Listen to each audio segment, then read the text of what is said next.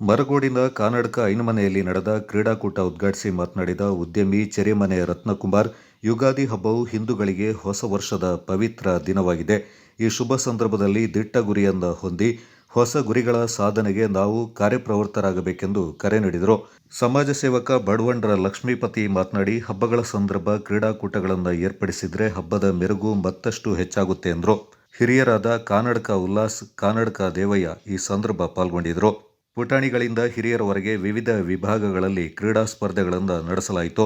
ದಂಪತಿಗಳಿಗೆ ಕೃಷ್ಣ ರುಕ್ಮಿಣಿ ಓಟ, ರಾಮ ಸೀತೆ ಓಟ, ಹನುಮಂತನ ಓಟ, ಬಾಲ್ ಬ್ಯಾಲೆನ್ಸ್ ಓಟ, ಹಗ್ಗ ಜಗ್ಗಾಟ ಹೀಗೆ ವಿವಿಧ ಬಗೆಯ 21 ಬಗೆಯ ಆಟೋಟ ಸ್ಪರ್ಧೆಗಳನ್ನು ಏರ್ಪಾಡು ಮಾಡಲಾಗಿತ್ತು. ಕುಟುಂಬದ ಸದಸ್ಯರು ಹಾಗೂ ಗ್ರಾಮಸ್ಥರು ಹೆಚ್ಚಿನ ಸಂಖ್ಯೆಯಲ್ಲಿ ಸ್ಪರ್ಧೆಯಲ್ಲಿ ಪಾಲ್ಗೊಂಡಿದ್ದರು. ಸಂಜೆ ನಡೆದ ಸಮಾರೋಪ ಸಮಾರಂಭದಲ್ಲಿ ಮಾತನಾಡಿದ ಕೊಡಗು ಗೌಡ ಅಕಾಡೆಮಿಯ ಮಾಜಿ ಅಧ್ಯಕ್ಷ ತುಂತಾಜೆ ಗಣೇಶ್ ಅವರು, ಮಾತೃಭಾಷೆಯಾಗಿರುವ ಅರೆಭಾಷೆಯಿಂದ ಪ್ರತಿಯೊಬ್ಬರೂ ಮಾತನಾಡಬೇಕು.